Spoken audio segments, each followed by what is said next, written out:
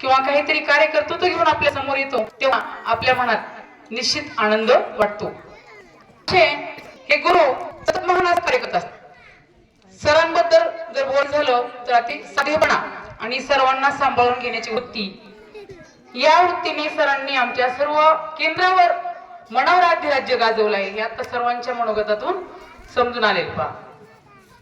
इतका फणसासारखं रसाळ आणि मधुर असं व्यक्तिमत्व हे माझ्या 20 वर्षाच्या सर्व्हिस मध्ये मी प्रथमच त्यांच्यासोबत कार्य केलं आहे। कार्य करत असताना मी जेव्हा 20 वर्ष सर्व्हिस करून 7वी 8वी पर्यंत शिकून प्रथम पहिलीचा वर्ग इथे घेतला गावकऱ्यांच्या आग्रहाखातर, सरांच्या खातर।